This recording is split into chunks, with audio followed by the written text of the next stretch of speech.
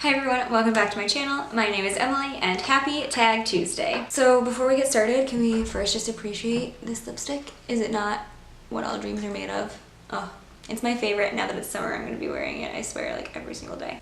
That's not what I came here for. Today we are doing the no disclaimers book tag. So I was tagged by Alyssa over at A Court of Books and Pages ages ago, so sorry that it has taken me so long to finally film this, but we're here today. I haven't prepared any of my answers because I feel like that's how we'll get the like shadiest, saltiest answers, and that I feel like that's what this tag is about. So without further ado, let's get into the questions. Number 1, which trope or tropes in books annoy you the most?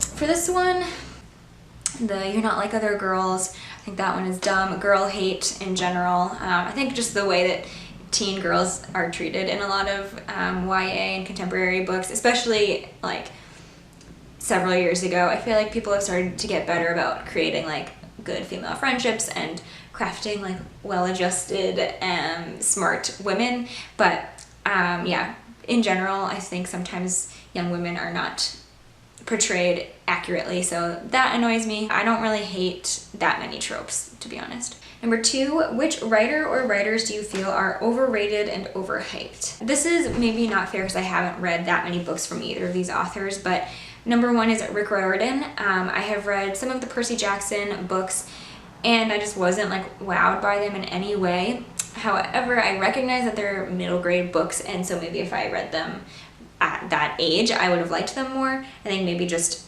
now as an adult, I'm like, this isn't really for me. I think as a person, I mean, I love what he's doing with the Rick Riordan Presents thing, and highlighting authors from other, ethnic and racial backgrounds to share stories from their heritage and kind of continue what he has done with his books in, own voices ways.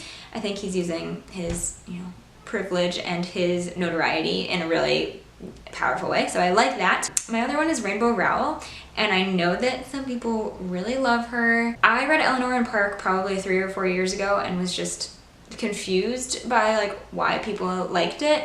Not that I disliked it, I just thought it was so boring. It has left absolutely no mark. I don't remember a single thing about it. A lot of people have told me that I should read Fangirl and Carry On to see like more of her, and I definitely want to do that eventually. It's just not like high up on my priorities list because I didn't like Eleanor and Park, but this is no disclaimer, so I'm gonna stop talking because I feel like I don't want people to be mad, but whatever. Okay, number 3, what are your least favorite books you've read since joining BookTube? I read To All the Boys I Loved Before last month, or listened to it on audiobook, and I really did not like it. If I had read it in high school or middle school, it might be a different story, but I just didn't think Lara Jean was a very believable character, and I didn't like the love interests at all. I also like totally saw the like twist coming. I think that was not surprising. I don't know, that like it wasn't well hidden, I don't think, but anyway. Number 4, a terrible ending that ruined an otherwise quality book.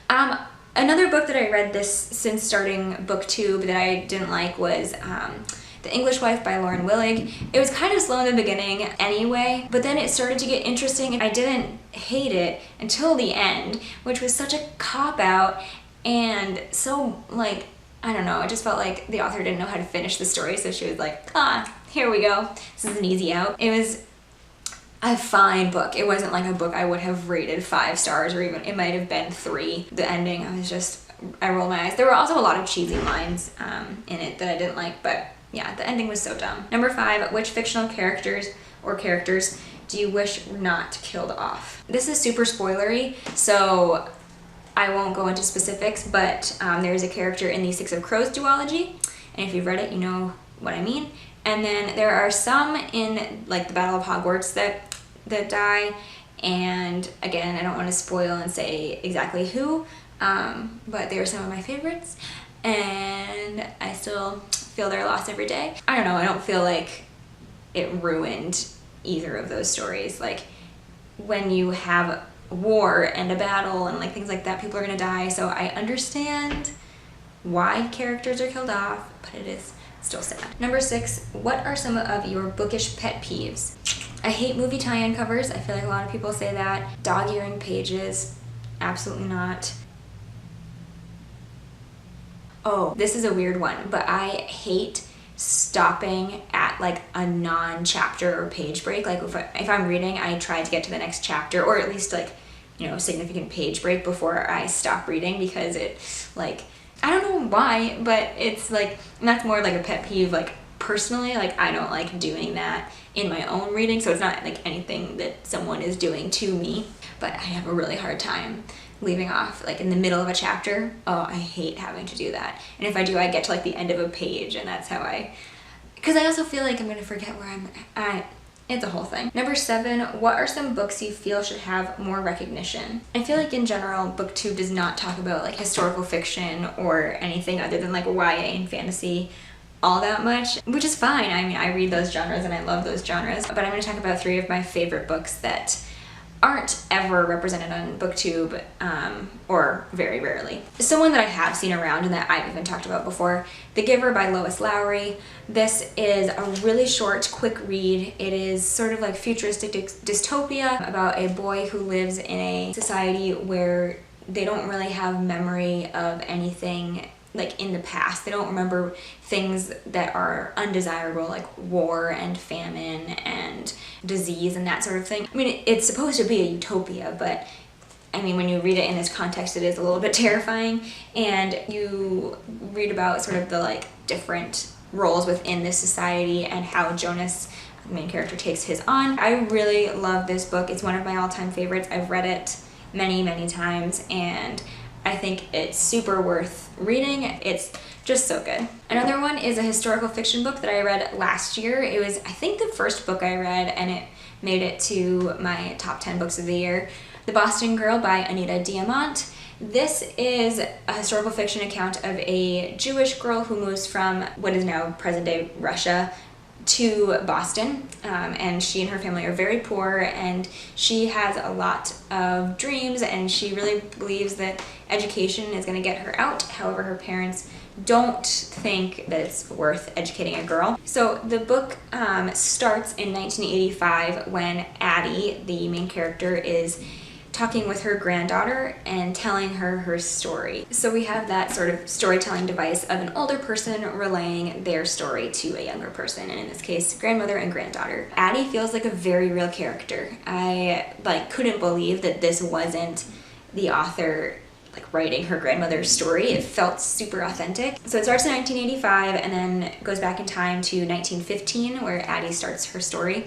And so obviously it spans many decades, some really tough moments in history, and especially for poor immigrants in major cities. It's really sad, I will say that. It's not like a happy book to read necessarily, but there are hopeful moments, and it's just, I don't know, I love historical fiction, and this is one of my favorites of all time, and I don't think I've ever seen anyone talk about it on BookTube, but it's definitely worth a read, I think. If you've seen Brooklyn, the movie with Saoirse Ronan, it has very similar vibes. It's, I mean, obviously different cities, and I don't think the exact same time period. Watching that movie, I felt how I felt when I read this book, if that makes sense. It's really, really lovely. Definitely recommend. And the last is a collection of short stories, and that is Interpreter of Maladies by Jhumpa Lahiri. This is a really lovely collection of stories. I think these also all take place in Boston, and it focuses on the story of Indian immigrants who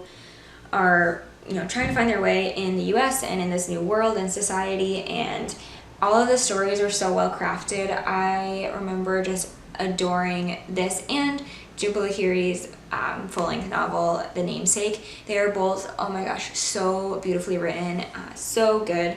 If you like short stories, if you're looking for some short stories to read, I definitely recommend this. It won the Pulitzer Prize for a reason. Oh my gosh, my heart. I love Jhumpa Lahiri. My mom introduced her to me, and yeah, really good. So 3 books that I think are definitely worth your time, so check them out. Number 8, what are your thoughts on censorship and banning books? I mean, you should never prevent anyone else from reading books that they want to read. This is a complicated question, I feel like. I mean, I don't think you should be the one to tell someone else what they should or shouldn't read. I don't know, I don't feel like I have an answer to this. Don't tell someone not to read something just because of your own feelings towards it, but don't also feel like you have to read something because someone says you should. Just make decisions for yourself, I guess. Question number 9, who do you tag? I will perhaps tag some people down below if I can find some people who haven't done this tag before. But anyway, that is going to do it for this video. Thank you so much for watching. Thank you to Alyssa for tagging me. I will leave her video and her channel in the description box below. If you liked this video, give it a thumbs up and subscribe to my channel for new videos every single week. But until my next one, happy reading. Bye.